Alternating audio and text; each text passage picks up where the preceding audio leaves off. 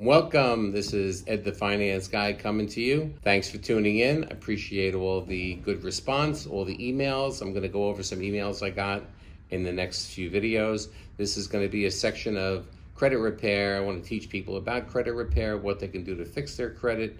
Credit's very important. Your FICO score is very important. It helps you get a better job, better loan, refinancing, car loans.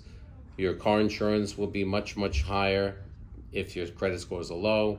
So in the last video, we talked about checking your credit report once a year to make sure everything is correct. If you like this video, please subscribe, like, share, greatly appreciated. Knowledge is power, and let's get into this section of our video. So what if there's something wrong with your credit report? Something's on there that's incorrect. You would send a letter directly to the 3 credit bureaus saying the so-and-so loan isn't correct. I wasn't late once for 30 days. The credit bureaus then will contact through email the creditor. And the creditor has to provide them with proof that you were late or proof of whatever that is on the credit report. So they would have to give them copies of envelopes that they received, copies of letters that they received, proof that you were late.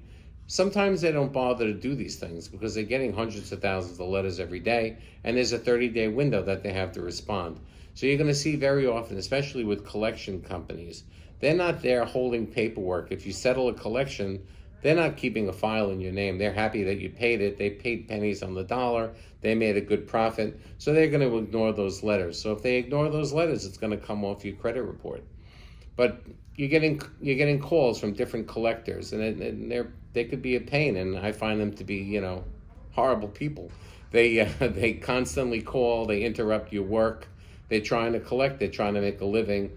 These companies pay pennies on the dollar. So they might buy $3 million worth of debt for $50,000, and now they're trying to collect money from you.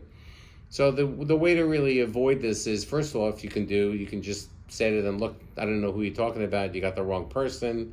And they're not allowed to put something like that on your credit report unless they verify that they got a hold of you. So if you want to just play the game of saying it's not me, they can't put that on your report. But if you really want to pay it off, you want to make sure that you get it completely removed, you find out what you owe. You owe $1,000, let's say, to a credit card company, to Visa. So you tell them, listen, I don't have the money. Things are bad, especially now, and they're going to say, well, everybody says that, but yeah, okay. I'm willing to give you $300 for the $1,000 debt. Well, we're not going to accept that. Okay, well, call me back when you will, and you hang up the phone. Now, they know they already contacted you, so they could put it on your credit report, but they really want to collect the money more than putting it on your credit report and ruining your life or hurting you.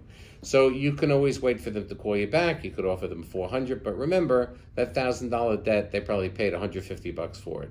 So you offer whatever you could afford. Sometimes they call during tax season, people are getting refunds. They figure they can get you to make the payment.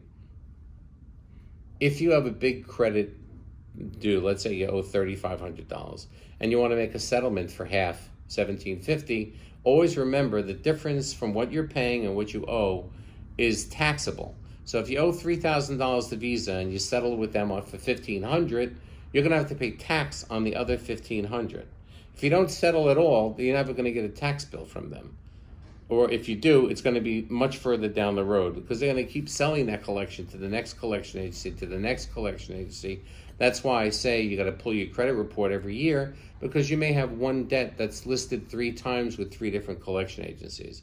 So if you want to try to settle something, if it's a $50 bill, you don't want to settle it for $30, because if you do settle it for $30, your credit report will say settled for less than full value, which is not as good as saying settled in full.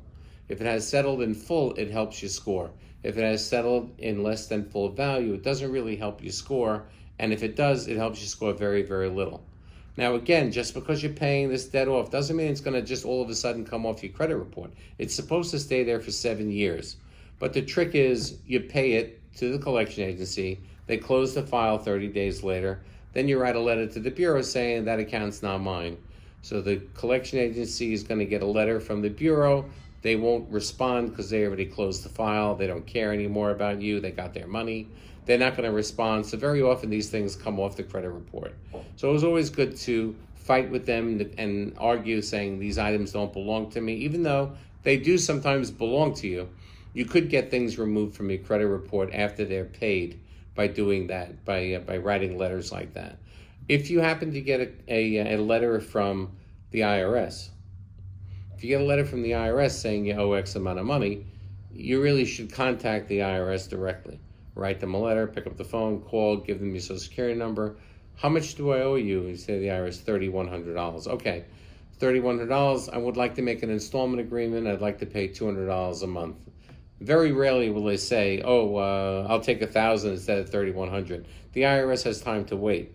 So they give you even 72 months to make an installment agreement. So you don't really want to have an IRS problem on your credit report, because anybody that pulls your credit report is going to say, wow, if they're not paying the IRS, why are they going to pay me? So I wouldn't want to lend anyone money that has an IRS problem. They're not afraid of the IRS. They won't be afraid that they owe me money. So try to make a deal with the IRS, it's some kind of a collection deal with them. And then after the IRS says, okay, we'll take $300 a month from you, you write a letter to the credit bureaus and say, listen, I'd like to add this statement onto my credit report that I made an agreement with the IRS July 7th of this year.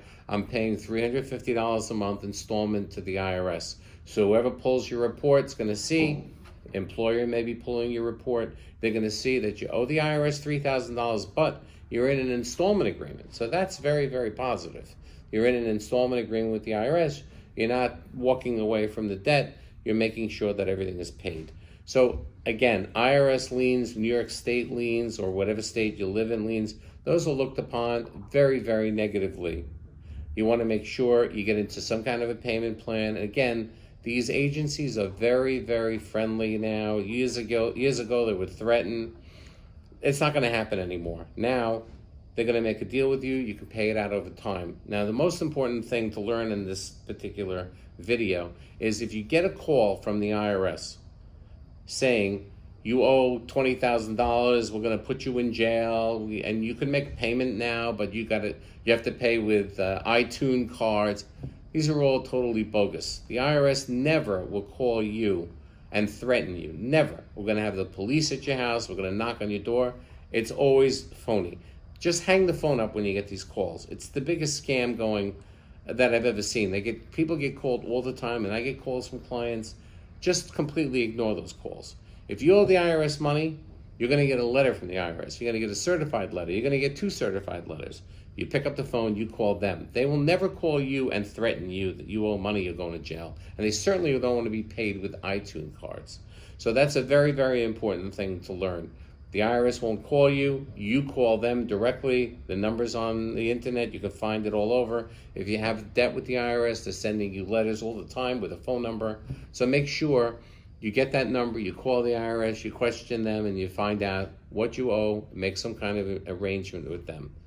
So, all right, this was the second part of my 4-part credit repair session. If you have any credit repair issues, questions, call me, 516-205-0722. Email me, ed1959@usa.com. I'll be glad to answer any questions you have. And if you have a problem you can't get rid of, I can help you. If you'd like to hire me to do the work, I can do that, but I'll give you advice, and you probably can do it yourself. You wouldn't have to pay me anything. So you want to get your credit scores up. It'll be beneficial for you in the long run. So again, I appreciate you listening. Please like, share, subscribe. Again, I've been an accountant for 40 years, been doing 500 tax returns every year for a long time. I have many businesses I take care of, and I do credit repair for people.